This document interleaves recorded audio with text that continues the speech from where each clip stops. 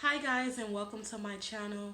My name is Latrice. This is one of my first videos, so I'm a little nervous. Please excuse me for that. But on today, I would like to talk about how to prepare yourself for a cesarean section.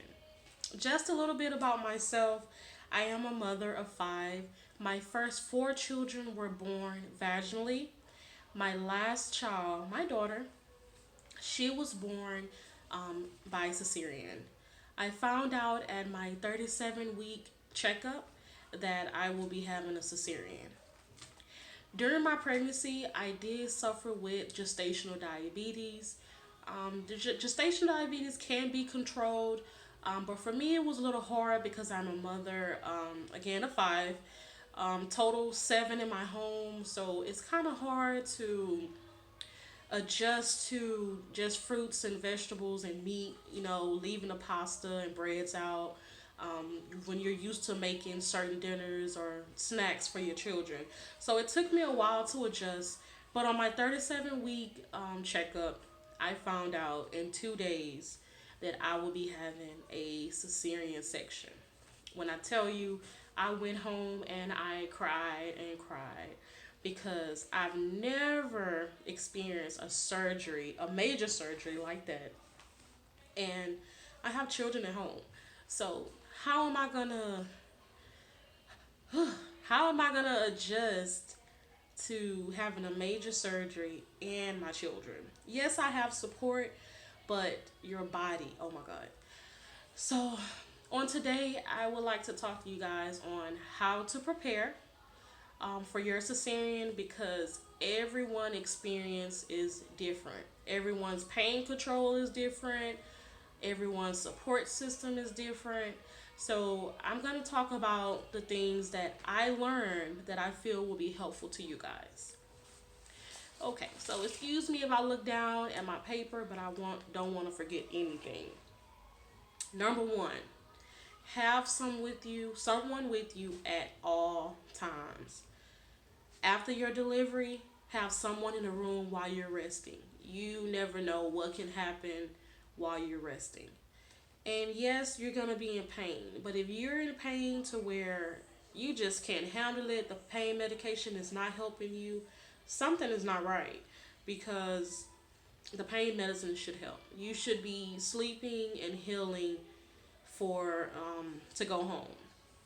Now, you may be in the hospital between 3 to 5 days according to, how well you heal after the process.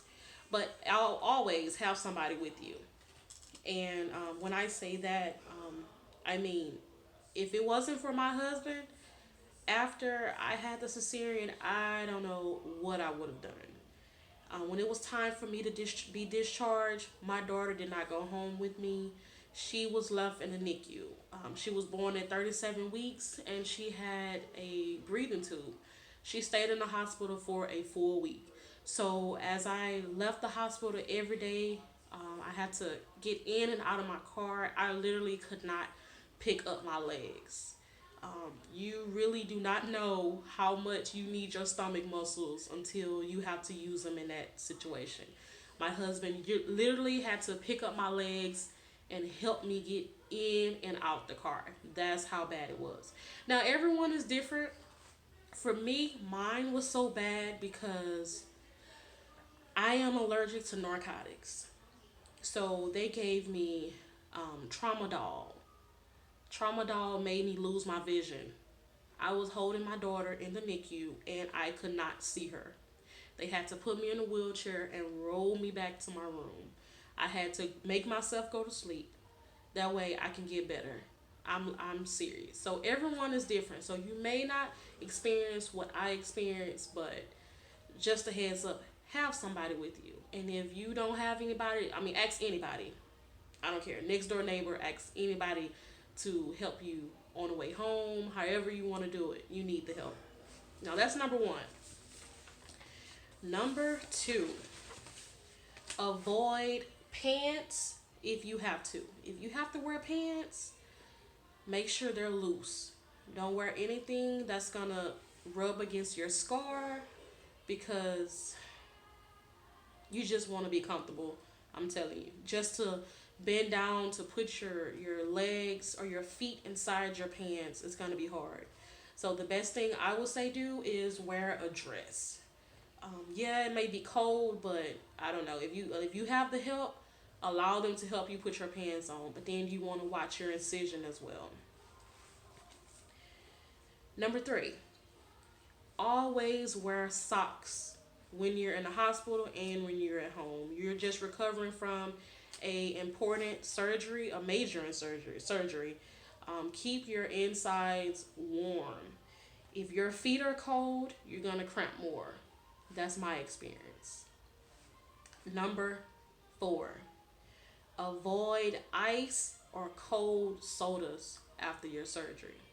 A lot of people, you have to fast before you have a cesarean. So you're hungry, you're thirsty, you're all of that. But if you have to drink your apple juice or your cranberry juice room temperature, do it. You will notice a big difference. When you drink cold drinks, it makes you cramp more. So that's number four. Number five, when you're able to eat solid foods, make sure someone bring you or you bring it in your bag. Pitted prunes. Yes, pitted prunes. The ones without the seed inside. And I would suggest eating at least seven. Knock them down. Knock them down. Because when it's time for you to take your first bowel movement, that will be the hardest bowel movement you have ever had in your life. Period. It's already bad enough that it's painful to urinate. But to have a bowel movement, that is the hardest thing. I found it much easier after I ate the pity prunes to use the restroom. I had no issues. Number six. Yes, you had to fast for maybe 12 hours, even more, according to how your surgery went. And you may be feeling like you're starving. Try to eat something very nutritious and light. Maybe a salad or a warm soup. Don't force any food down because you never know what complications you may have after the healing process. Once they close you up, you may have something still going on where they have to go back in, and you have food, you have all this going on. So try to eat something very light and let it digest the way it is, because it's gonna be hard to digest that food anyway because you just went through your surgery. Okay, let's see, you guys. Number 7. Now, this may seem like the worst thing in life, but you have to get out the bed and walk. When they give you the okay to get up and walk, walk. Because it's going to speed up your healing. It's going to just help you out in the long run. Now, when you get up to walk, that may be the most painful thing that you've ever experienced, but just know it's helping you. You don't want to be stuck to your bed, just sitting there, because you're allowing that blood to just sit as well, and you're really not healing like you may think you would. So just to avoid the pain, you want to lay there. No, get up and walk. If you can just walk out of your room, down 4 doors down, every 2 hours, do so. Try to walk as much as you can. Let's see.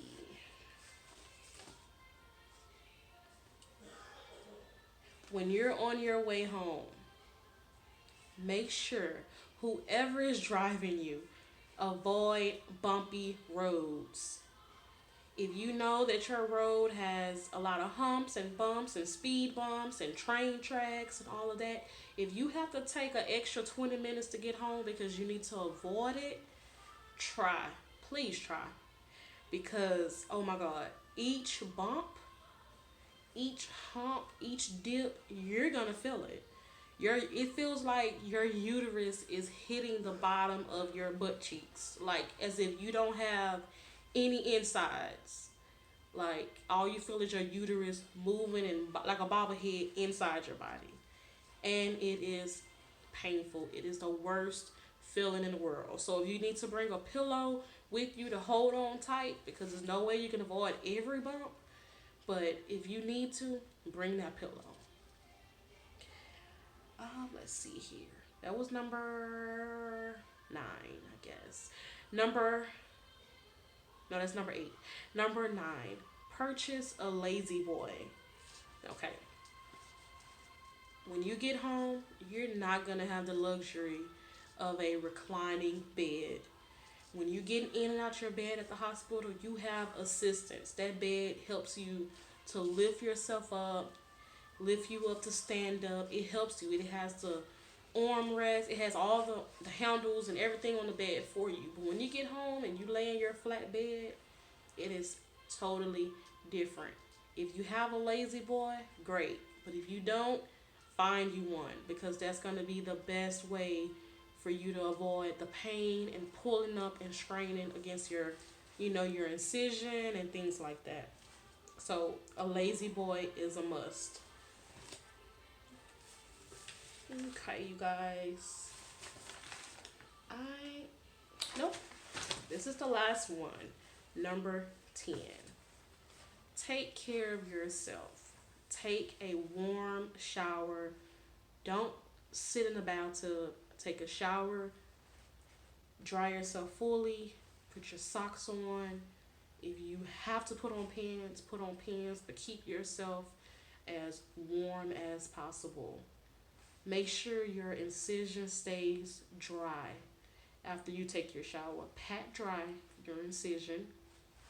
If you have to still put gauze over your incision once you're done, do so. Change your incision gauze at least 3 times a day. Make sure it's clean at all times, because if you do not make sure it's clean, it can cause an infection. You're back to the ER. Let's see. Do not lift anything heavier than your baby. And you will know. You will know if you lift something heavier than your baby. I made that mistake. At that time, when I had my cesarean, my daughter is 1 year old now. My son was 2. I was left at home alone with them 2. I had to pick him up. I can't even remember what I picked him up for. But when I picked him up and put him down, I felt no pain. I thought I was fine. 10 minutes later, I went to the restroom, blood just going everywhere, coming out, just coming out like a water faucet. I thought I had to go to the emergency room because I was so afraid of what the heck is going on. Don't pick up anything heavier than your baby. If you have to, call someone or wait as much as you can. Wait.